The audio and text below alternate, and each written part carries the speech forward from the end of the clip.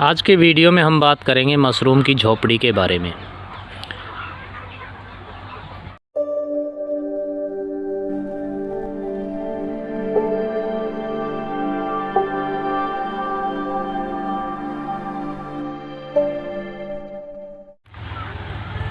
नमस्कार किसान साथियों, आज जैसे कि अपना टॉपिक है मशरूम की झोपड़ी के बारे में। सीजनल मशरूम जब हम करते हैं तो टेम्परेरी झोपड़ी बनाई जाती है, एक सीज़न के लिए बनाई जाती है। मैं आपको दिखा रहा हूँ कि मैंने किस तरह से झोपड़ी बनाई है। आप भी इस तरह से जब मशरूम फार्मिंग करते हैं तो इस तरह झोपड़ी बना सकते हैं। ये आप देखिए मेरी जो झोपड़ी बनी हुई है, ये साइज़ इसका जो विड्थ है वो 25 फीट है और लेंथ जो है वो 28 फीट या 28.5 फीट के आसपास है।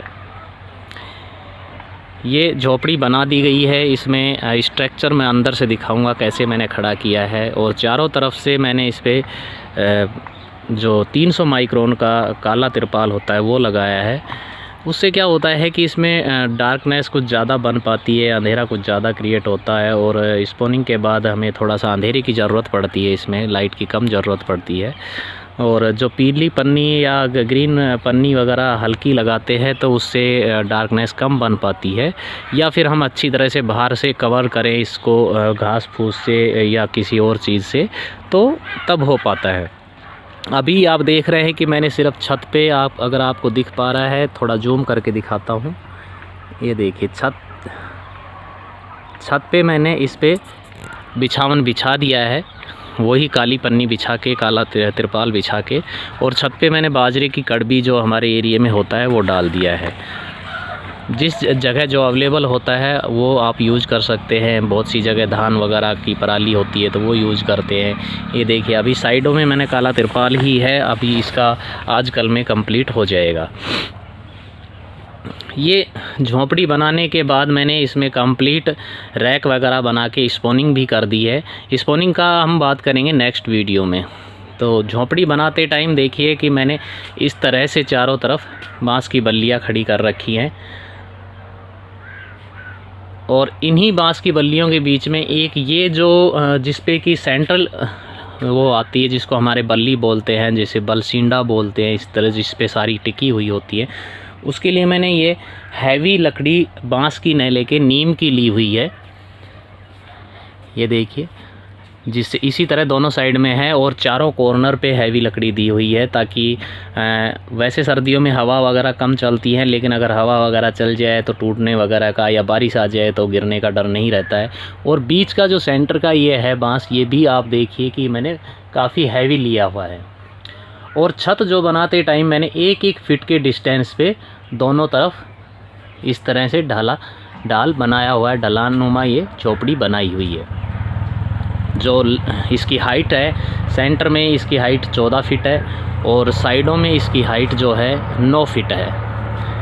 तो इस तरह से ढलान काफ़ी अच्छा बना हुआ है। तो इसमें बारिश भी अगर आ जाती है तो तिरपाल वगैरह के टूटने का या बांस वगैरह के टूटने का, तिरपाल फटने का डर नहीं रहता है। और इसके बीच में भी अगर आप देख पा रहे हो, ये देखिए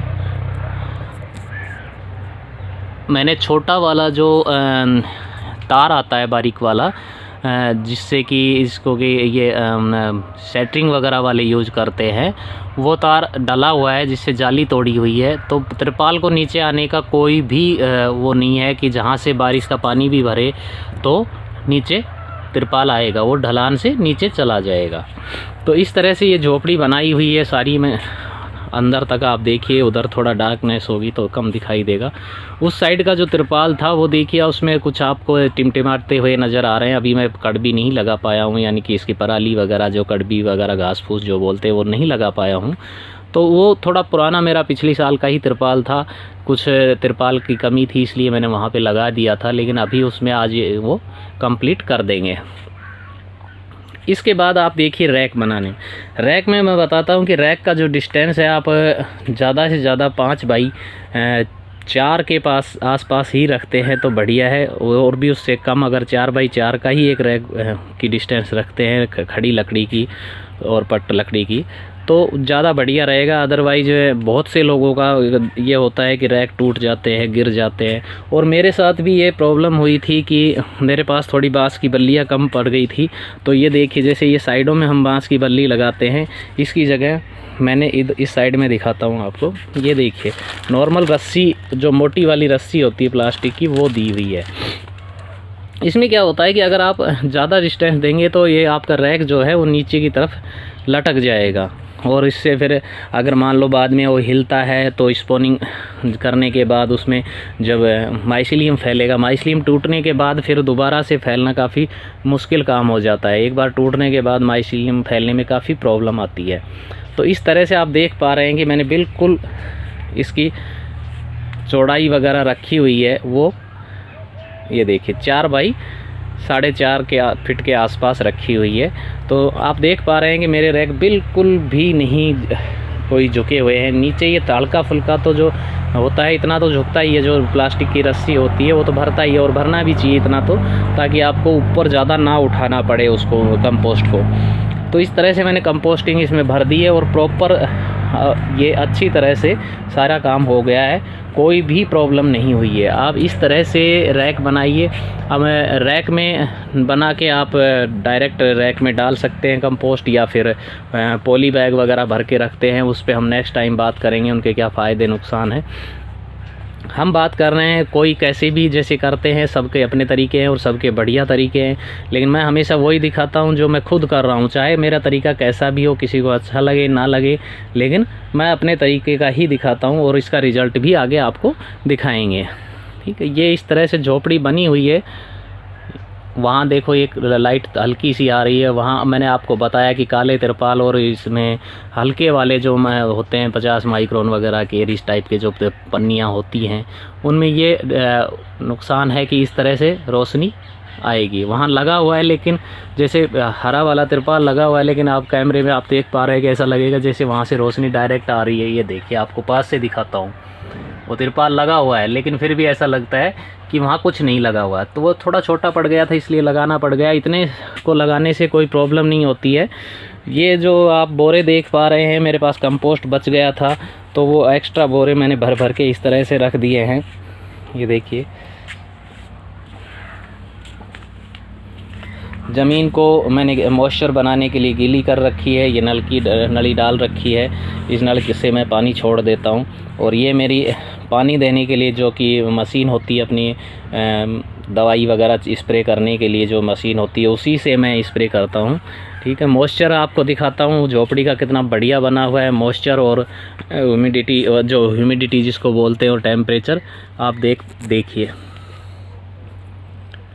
22.7 डिग्री सेल्सियस इसमें टेम्परेचर है इस टाइम, और 9:54 यानी 10 बज रहे हैं, और 79% ह्यूमिडिटी है। हाँ, हम देखते हैं 79-78% है इसमें। तो ये ह्यूमिडिटी और टेम्परेचर एकदम परफेक्ट है। 22-23 डिग्री का टेम्परेचर है, और इसमें अगर ह्यूमिडिटी इतनी हो रही है 75 से अबव है। ठीक है, हम वैसे ह्यूमिडिटी हमें 80 के आसपास चाहिए होती है, 80, 85, 75 ये सब चलती है इतनी ह्यूमिडिटी। लेकिन अगर हमारे पास हमारे उसमें हट में ह्यूमिडिटी जा रही है, बहुत लो जा रही है, 30-35 जा रही है, ठीक है, तो हमें ये चीज़ें करनी पड़ेंगी कि जैसे ज़मीन को गीला करना है, और ये सब चीज़ें हम अगले उसमें वीडियो में डिस्कस करेंगे।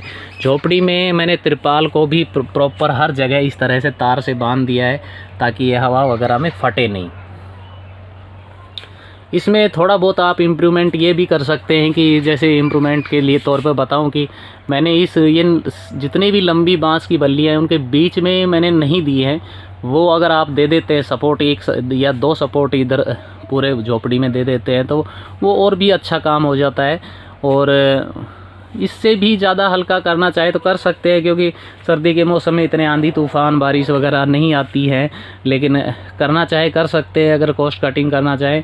फिर भी मैंने जो किया है इसलिए किया है कि अगर मुझे इस झोपड़ी को परमानेंट भी रखना पड़ा आगे, तो जैसे मेरे पास मैं लहसुन वगैरह की भी खेती करता हूं, तो लहसुन को तुरंत बेचते हैं तो उस टाइम उसका इतना भाव नहीं मिल पाता है। लेकिन जैसे कि मशरूम का जब टाइम आता है तब तक उसको स्टॉक कर लेते हैं, तो उसका कुछ भाव अच्छा ठीक मिल सकता है। तो मैंने ये आइडिया लगाया कि इसमें मशरूम होने के बाद लहसुन की फसल हार्वेस्ट हो जाएगी तो वो इन रैक में डाल दूँगा। तो इस हिसाब से मैंने क्या किया है कि ये जो बांस की बल्लियाँ खड़ी की है रैक में, देखिए इनमें भी ये सीमेंट भर के खड़ी की है मैंने, ताकि इनमें दीमक वगैरह ना लगे। हमारे एरिया में दीमक की काफ़ी समस्या होती है। तो इस तरह से आप अपने हिसाब से झोपड़ियाँ बना सकते हैं। वीडियोज़ में तो एक आइडिया दिया जाता है परफेक्टली, तो आप या तो ट्रेनिंग लीजिए या कहीं से भी लें आप ट्रेनिंग लीजिए, या फिर आप अपने आइडियाज़ नए आइडियाज़ इम्प्लीमेंट करिए। आइडियाज़ में ये है कि कभी कोई आइडिया हो सकता है कि फ्लॉप भी हो जाए, लेकिन उससे आपको अनुभव ही मिलेगा। तो इस तरह से आप झोपड़ी बनाइए। मैंने चारों तरफ इसमें तार भी दिया हुआ है, यहाँ तक कि मैंने एक रैक से दूसरे रैक के बीच में भी ये तार दिया हुआ है ताकि रैक खिसके नहीं नीचे, और ऊपर इसकी तार की सपोर्ट दे दी है, ये देखिए, ताकि रैक नीचे की तरफ खिसक के ना आए। तो ये सब सावधानियां रखनी है। मैंने भी जब रैक बनाई थोड़ी डिस्टेंस ज़्यादा रह गई थी, ये दोनों के बीच में मैंने एक बल्ली जो है बाद में लगाई है, क्योंकि रैक झुक रही थी उससे और नीचे की तरफ खिसक रही थी, इसमें वेट ज़्यादा बन रहा था। तो इस तरह से आप झोपड़ी बना के और अपना स्टार्टिंग कर सकते हैं। अब अगले वीडियोज़ में मैं आपको बताता हूं जो कि हम स्पोनिंग कर चुके हैं। मैं वीडियोज़ व्यस्तता के कारण नहीं बना पाया था, क्योंकि और दूसरा क्या था कि बीच में इस बार बारिशें वगैरह काफ़ी बार होती रही थी, तो टाइम नहीं लग पाया कि उस व्यस्तता में मैं वीडियोज़ बना के आपको प्रॉपर दिखा पाऊँ। तो स्पोनिंग वगैरह के बारे में हम अगले वीडियो में वैसे बात करेंगे। तो नेक्स्ट वीडियो अभी मैं जल्दी ही अपलोड करने वाला हूँ। धन्यवाद दोस्तों।